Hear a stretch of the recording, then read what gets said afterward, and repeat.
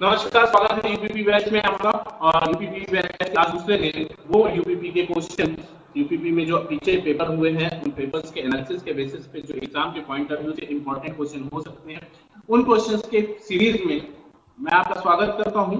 और आज का क्लास स्टार्ट करते हैं एक मोटिवेशनल कोट के साथ कि मजबूत होने में मजा ही तब है जब सारी दुनिया कमजोर कर देने के लिए, जब लोग आपका बहुत विरोध करें और उस विरोध और उस कमेंट्स के बीच जब आप निखर के निकलते हैं ना, उसका मजा से अच्छा होता है, सबसे ज्यादा होता है। आप अपनी आलोचनाओं के बीच से लोगों को अपने लिए अच्छी बात कहने के लिए मजबूर कर दें, वो जो आनंद है ना, वो सबसे अलग है। आपको लोग बहुत ताने देते होंगे, कब होगा सिलेक्शन, कितने दिन से तैयारी कर रहे हो, क्या पढ़ रहे हो, और जब आप सेलेक्ट होते हैं ना तो वही लोगों के मुंह पे ताले लग जाते हैं। तो आपको किसी को अपने मुंह से जवाब नहीं देना है। क्वेश्चन का मुंह का जवाब मुंह से नहीं, मुंह का जवाब सिलेक्शन से देना है। ठीक है, स्टार्ट करते हैं आज का क्लास। ए बी से आधा कुशल है, ए बी से आधा कुशल है जो सी से 3 गुना कुशल। वे तीनों मिलकर एक कार्य कितने दिनों में पूरा कर सकेंगे यदि बी अकेले यह कार्य 6 दिनों में कर सके। सिंपल सा सवाल है, तो पढ़ने में बहुत कठिन सवाल है, लेकिन मैं आपको बता रहा हूं कि ये बहुत इजी क्वेश्चन होता है। देखो, ए है, बी है और सी, और ये क्षमता है। ये क्षमता है। ए बी से आधा कुशल है, ए बी से आधा कुशल है, ए बी से आधा कुशल है, यानी बी अगर 2 है तो ए 1। ठीक है, बी 2 है तो ए 1 है। ध्यान दीजिएगा, ए बी से आधा कुशल है। ठीक, कह रहे हैं जो सी से 3 गुना कुशल है, जो सी से 3 गुना कुशल है, जो मतलब बी 3 गुना कुशल है। तो हम अब इसे ऐसे मान लेते हैं, इसको ऐसे कंसीडर कर लीजिए, थोड़ा आसान हो जाएगा मामला। क्या आसान हो जाएगा, पहले सी को ले लीजिए। क्या कह रहे हैं, जो सी से 3 गुना कुशल है, यानी सी अगर 1 है तो बी कितना है, 3 है, और ए कितना है, 3/2 है, या यूं कह सकते हैं आप 3 है, 6 है और 2 है। ये क्षमता है, और क्षमता का मतलब होता है प्रतिदिन का काम, प्रतिदिन का काम। सीधा सीधा क्षमता का मतलब होता है प्रतिदिन का काम। यदि बी अकेले यह कार्य 6 दिन में कर सकता है, बी का अब ये 6 क्या है, 1 दिन का काम है, तो पूरा काम हो जाएगा 6 × 6 = 36। बात को समझ रहे हो? क्षमता जो होती है वो क्षमता 1 दिन का काम प्रदर्शित करती है। अगर ए बी सी में 3 संबंध 6 संबंध 2 का अनुपात है, तो इसका मतलब है ए 1 दिन में 3 काम करेगा, बी 1 दिन में 6 काम करेगा, और सी 1 दिन में 2 काम करेगा। और बी अकेले इस काम को 6 दिन में समाप्त कर देता है, रोज 6 काम करता है, तो पूरा काम कितना हो गया, 36 हो गया। यहां तक कोई डाउट नहीं है। अब कह रहे हैं कि अगर तीनों मिल जाए, यानी ए प्लस बी प्लस सी मिल जाए, तो 6 3 9 2 11, तो काम कितने दिन में समाप्त होगा, 36/11 दिन में समाप्त होगा। कोई दिक्कत, यहां तक कर लेंगे, यहां तक कोई तकलीफ नहीं ना। ठीक है, अगला क्वेश्चन ध्यान दीजिएगा, अगला क्वेश्चन ध्यान दीजिएगा।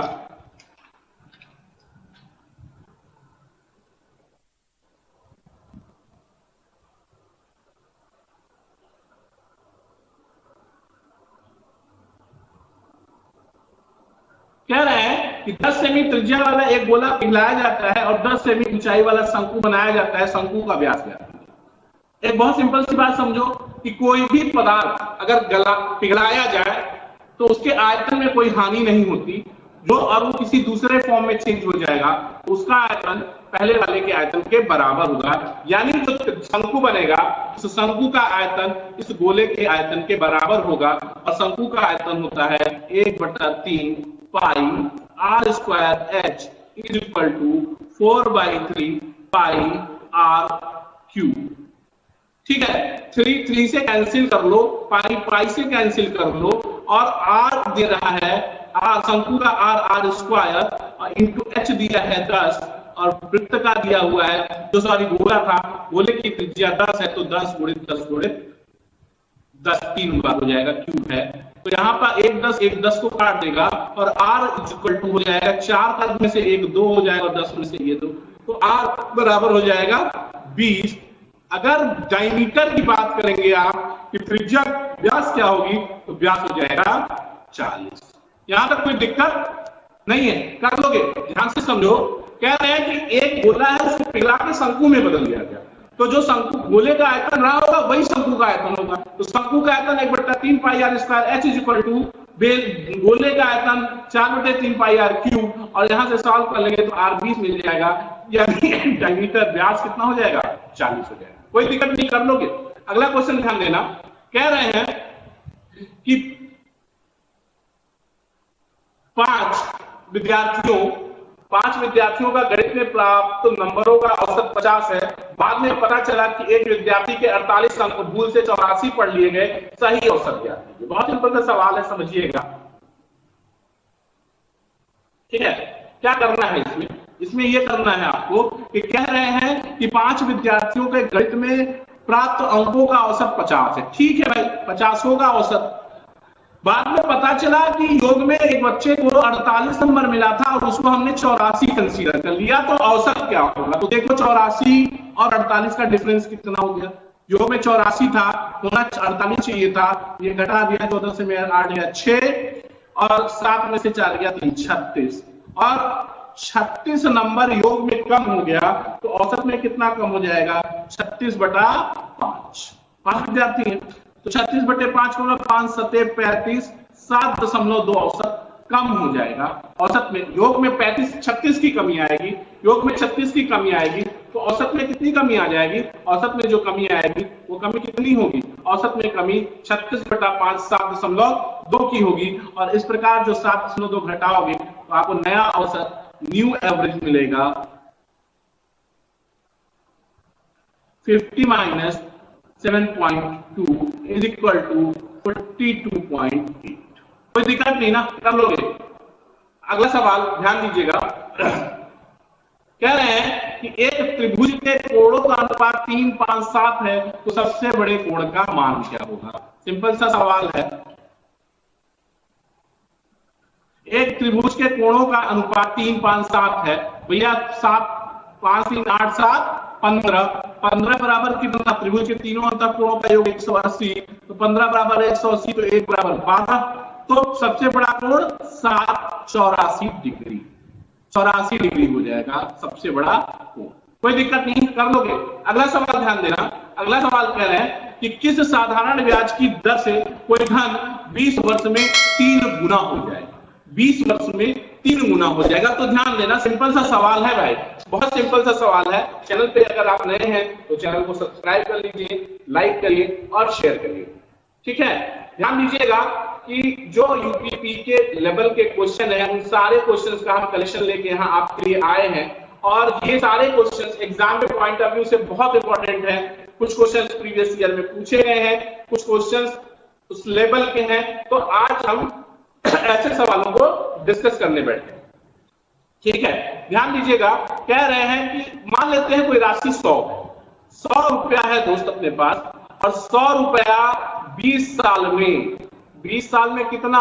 3 गुना 300, और 300 का मतलब 200 प्लस 100, यानी ये 200 कितना हो गया? 200 हो गया ब्याज। 200 क्या हो गया? ब्याज हो गया। और 20 साल का ब्याज अगर 200 है तो 100 रुपए पर 1 साल का ब्याज कितना हो जाएगा? 1 साल का ब्याज हो जाएगा 20 दहा में 200 10, यानी ब्याज की दर कितनी हो जाएगी? 10%। यहां तक कोई दिक्कत नहीं ना, कर लोगे।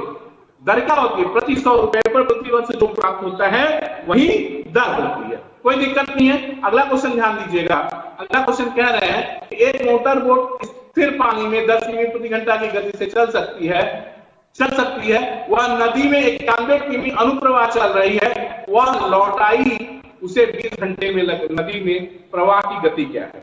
ध्यान दीजिएगा, एक मोटर बोट स्थिर पानी में 10 किमी प्रति घंटा की गति से चल सकती है, वह नदी में 91 किमी अनुप्रवाह चल रही है, वह और वहीं लौट आई, और चल रही और वह वहीं लौट आई।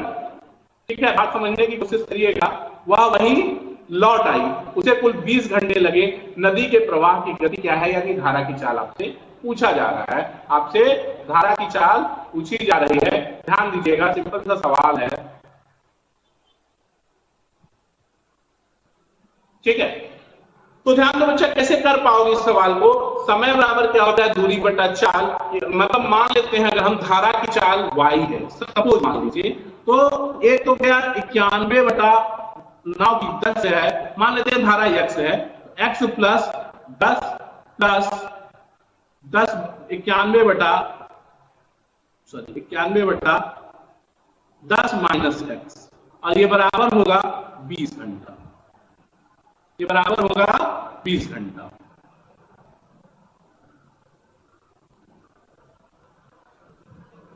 अब आप यहां से जब सॉल्व कर लोगे तो आप अब इसमें पुट कर लो, वैल्यू ऑप्शन से पुट कर लो। तो देखो यहाँ 10 और 3 रखोगे तो 7 घंटा, और यहाँ 7 घंटा रखोगे तो 13-20 घंटा आ जाएगा। यानी x का वैल्यू अगर हम 3 रख ले तो अपना काम बन जाएगा, ऑप्शन से ट्रेस कर लेंगे। और इस तरह से आप बता सकते हैं कि नदी के प्रवाह की गति 3 किमी प्रति घंटा है, ठीक है। ये देखो 91 बटा कैसे किया है, समय बराबर क्या होता है, समय बराबर दूरी बटा चाल। देखो 91 किमी की दूरी अगर धारा के साथ जा रहा है, 91 किमी की दूरी अगर धारा के साथ जा रहा है तो समय कितना लग जाएगा, दूरी बटा चाल, 91 बटा x प्लस 10, और धारा के विपरीत जा रहा है तो 91 बटा 10 माइनस x, और ये दोनों घंटा मिलकर कितना हो जाएगा, 20 घंटा हो जाएगा। x की वैल्यू पुट करके और इक्वेशन को सेटिस्फाई कर लेंगे तो x 3 पे सेटिस्फाई हो रहा है, यानी धारा की चाल 3 घंटा होगा। अगला सवाल ध्यान दीजिएगा, कितने समय में 7% वार्षिक दर से 30,000 का चक्रवृद्धि ब्याज 4,347 रुपए हो जाएगा, कितने समय में। ध्यान दीजिएगा 30,000 रुपया है और 7% है, समय पूछ रहे हैं कि कितने समय में ये इतना हो जाएगा। आप ध्यान दो, बहुत सिंपल सा सवाल ये है कि 30,000 रुपया है, इसका 7% कितना हो जाएगा, 7 त्रिक 2100, फिर इसका 7%, 7 का 7 और 7 दूनी 14, 147। 2 बार आप निकालिए, 2 से यहां उड़ा, 1 से यहां उड़ा, 4200 और ये 147। यानी आप ये कह सकते हैं कि 4347 कितने साल में मिल रहा है, 2 साल में।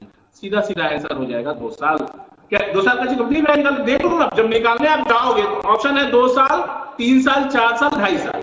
अब निकालो, पहला ही 7% 2100 आ गया, तो सीधी सी बात है कि 2 से तो मिनिमम 2 से गुणा होना है, कि 2 साल के लिए 2 से गुणा होगा तो 4200 यहीं पे मिल जाएगा।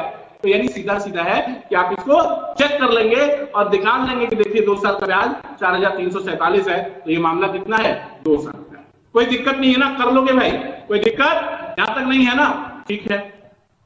ध्यान दीजिएगा,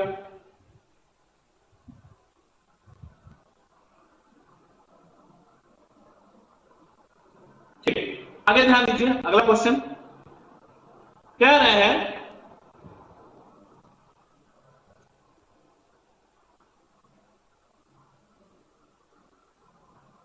एक विद्यार्थी जिसे परीक्षा में 20% अंक प्राप्त होते 30 अंकों से फेल हो जाता है, किंतु दूसरा विद्यार्थी 32% अंक प्राप्त करता है, 32% अंक प्राप्त करता है और न्यूनतम उत्तीर्णांक से 42 अंक अधिक प्राप्त करता है, पास प्रतिशत कितना है।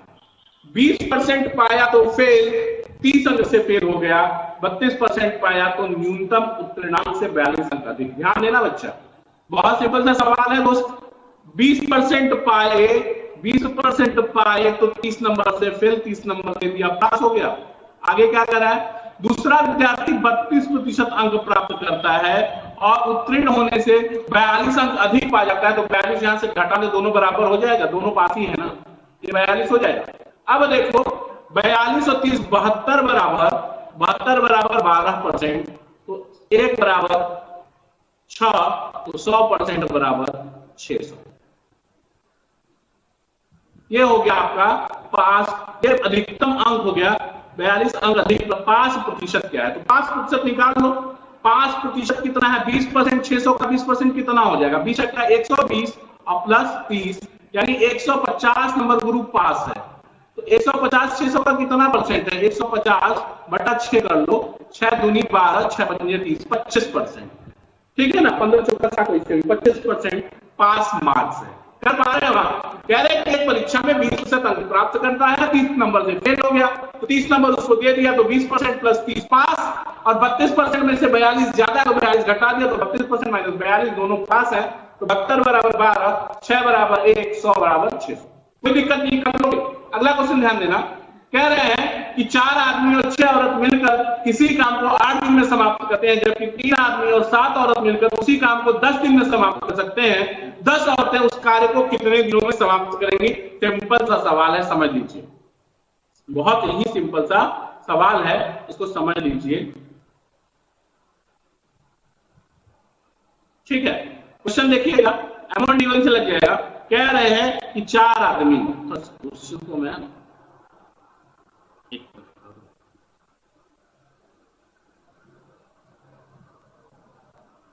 ठीक है, देखो कैसे लगाना है ये सवाल। 4 आदमी प्लस 6 औरत किसी कार्य को कितने दिन में? 8 दिन में। तो 3 आदमी और 7 औरत उसी काम को 10 दिन में समाप्त कर। यहां से आप रेशियो बना लीजिए, तो यहां हो जाएगा 32m 32 आदमी प्लस 8 6 48 औरत बराबर 30 आदमी प्लस 70 महिला। या 2 आदमी बराबर, ये 48 उधर घटेगा तो 50 भी 70 22 आ जाएगा ना, कितना जाएगा? 22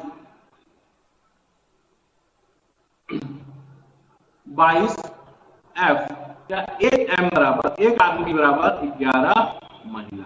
अब क्या कह रहे हैं कि भैया देखो 4 आदमी प्लस 6 महिला किसी काम को 8 दिन में कर सकती हैं, तो 10 महिला कितने दिन में करेंगी, यही सवाल है। तो 4 महिला, 1 महिला बराबर 1 आदमी बराबर 4 महिला, तो यहाँ 4 पुरुष, 1 पुरुष बराबर 4 महिला, तो 4 पुरुष बराबर 44 महिला, 44 महिला प्लस 6 महिला गुणित 8 बराबर 10 महिला गुणित 3। तो ये कितना हो गया? 50, और ये कट जाएगा, इससे काट देगा 5 बार, तो डी बराबर आ जाएगा कुल 40 दिन। 40 दिन में वो काम पूरा कर देंगे। देखो 4 महीना 44 महिला और 6 महिला 50 महिला, 10 से 50 5 बार कट गया, 5 छोटे 40 दिन में काम पूरा हो जाएगा। कोई दिक्कत नहीं ना, कर लोगे।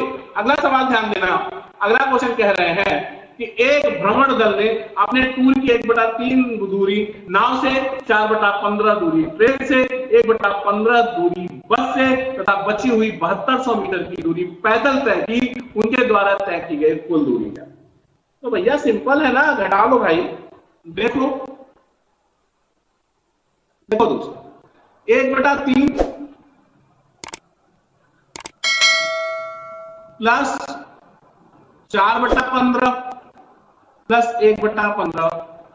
अब ये सब बटा 15 है, तो इसको भी 15 कर दो, ऊपर 5 से गुणा कर दो, ऊपर 5 से गुणा और नीचे 5 से। तो ये क्या आ गया?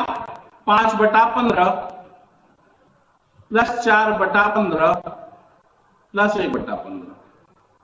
5 और 9 10/15 हो गया, 10/15।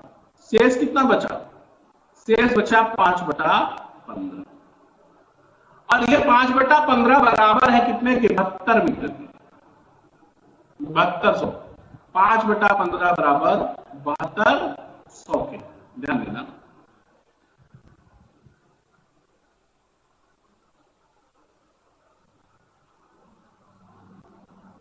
बहत्तर के बराबर।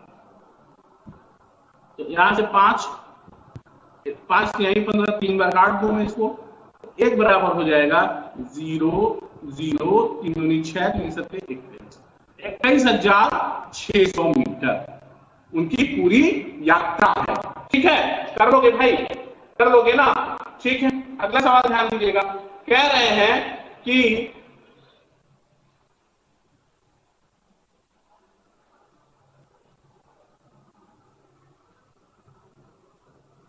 दो संख्याओं का अनुपात 2:9 है, मौसा 32 है, तो लसा क्या? सिंपल सवाल है यार, क्या करना है? संख्याओं का अनुपात कितना है? मानो संख्या ए और बी है, कितना है अनुपात? 2:9। अब 9 इसको क्या मान सकते हो? 2x, इसको क्या मान सकते हो? 9x। HCF बता रहे हैं 32 है, HCF अगर 32 है दोस्त, तो इसका HCF कितना आ रहा है यहाँ पे ये बताओ? इसका HCF इस समय x आ रहा है और x बराबर हो गया 32। लॉसा की बात करोगे तो 9 दूनी 18x हो जाएगा। इसके एलसीएम की बात करोगे तो एलसीएम कितना हो जाएगा? 18x बराबर 18 गुणे 32, 18 दूनी 36। ध्यान देना, 9x 2 और HCF 32 है, 2x और 9x का HCF x हो गया, x बराबर 32 हो गया, एलसीएम कितना हो गया? 18x, तो ये कितना हो गया? 8 दूनी 16, सॉरी 8 दूनी 18 दूनी 36, 6। ठीक है, ये आ जाएगा आपको 18 दूनी 36 की 6 हासिल 5, 18 तिया 54 और 54 5, 18 तिया 54, 18 दूनी 36, 54 3 57, 576। ठीक है, इसका ऑप्शन हो जाएगा 576। ये आपका ऑप्शन नहीं है, कोई ऑप्शन नहीं है, गलत है, इस ऑप्शन गलत लिख गया है, आंसर होगा आपका 576। ये क्लियर बात है। ठीक है, यहां तक कोई दिक्कत नहीं ना, यह सिंपल सवाल है यार, दो संख्याओं का अनुपात 2:9 है, तो मान लिया 2x और 9x हो गया, 2x और 9x हो गया, तो 2x 9x का HCF x हो गया और HCF दिया हुआ है 32, तो x बराबर 32, एलसीएम 18x और 18 गुणे 32 576। यहां तो कोई दिक्कत नहीं ना, कर लोगे। अगला क्वेश्चन ध्यान देना, एक बहुभुज के बाह्य कोण 72 अंश है, एक बहुभुज के बाह्य कोण 72 अंश है, तो भुजाओं की संख्या ज्ञात कीजिए। सिंपल इसका सवाल है, कोई बहुभुज की अगर बाह्य कोण दिया हुआ है एक बाह्य कोण, तो भुजाओं की संख्या होता है 360 बटा कोण, 360 बटा 72 बराबर 5 भुजाएं हैं। क्लियर, कोई दिक्कत नहीं। अगला सवाल ध्यान दीजिएगा, ध्यान दीजिएगा, क्वेश्चन कह रहे हैं 20 लीटर दूध पानी के मिश्रण में 10% पानी है, इसमें कितना पानी मिला दे कि अनुपात 25% हो जाए। ध्यान दीजिएगा, ये क्वेश्चन यहाँ पे 20 नहीं है, ये बेसिकली 60 लीटर है। इस क्वेश्चन को चेक कर लीजिएगा, ये 60 है। ठीक है, अब सॉल्व कर लेते हैं। कह रहे हैं कि 60 लीटर, ध्यान देना, 60 लीटर दूध पानी के मिश्रण में 10% पानी है। चलो 60 लीटर मिश्रण हो गया, ये दूध हो गया गुरु, और ये पानी हो गया। पानी कितना बता रहे हैं? 10% है, 10% का मतलब 6 लीटर, और बाकी होता है 54 लीटर। ये क्या है? दूध। अब क्या कह रहे हैं, इसको कितना पानी मिलाएं, अपने को नहीं पता, यहाँ पे तो दूध कुछ मिलाना नहीं है, तो ये 54 है, ये 54 रहे, और ये कितना हो जाएगा? 25% हो जाए, ये कितना जो भी हो 25% हो जाए, 25% हो जाए, और यार और ये 75% हो जाए। तो बड़ा सिंपल है यार, 75% बराबर अगर 54 है, तो 25% कितना बराबर होगा? 75% के बराबर 54, तो 25% बराबर 54 बटा 75 पूरे 25, 25 या 75, 18 या 54, 18 लीटर पानी होना चाहिए, जिसमें से 6 लीटर अपने पास है, 12 लीटर पानी और मिलाना पड़ेगा। क्लियर है बात? यहाँ पर 12 लीटर पानी और मिलाना पड़ेगा। अगला क्वेश्चन ध्यान देना, अगला क्वेश्चन कह रहे हैं कि कक्षा में लड़कों की औसत आयु लड़कियों की संख्या से दोगुनी है,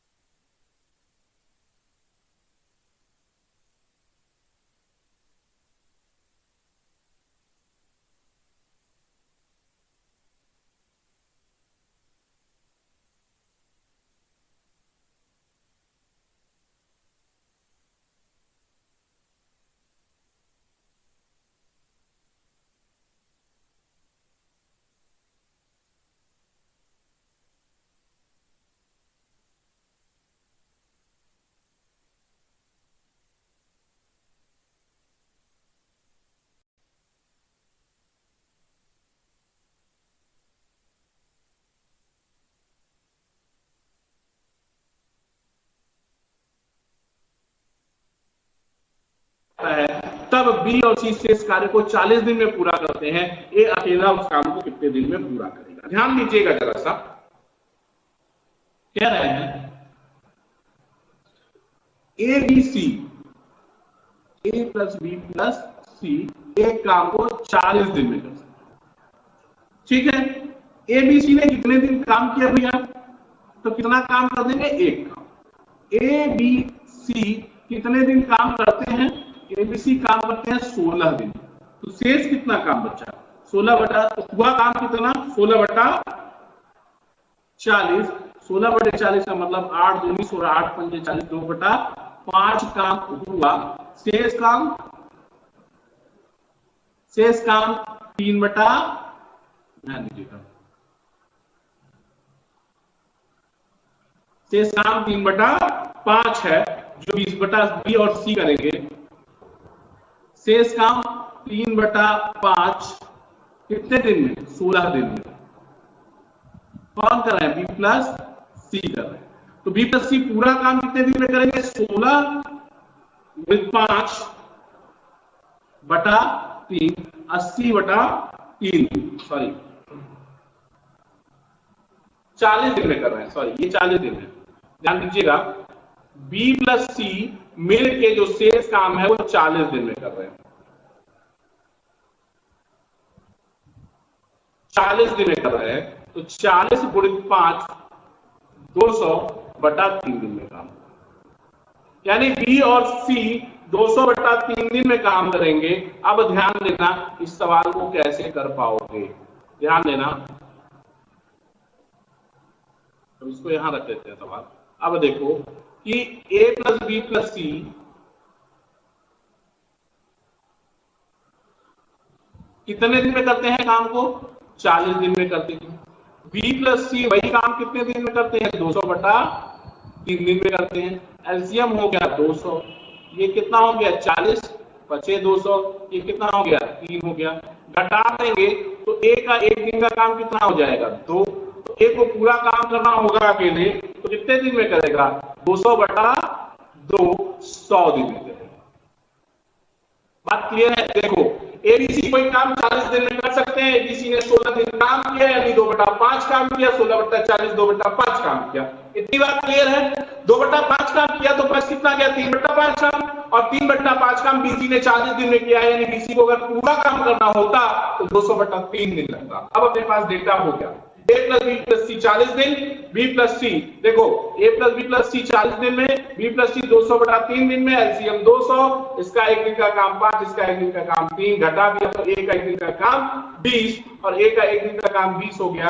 तो ए का पूरा काम 200 बटा 2 यानी 100 दिन में पूरा करेगा।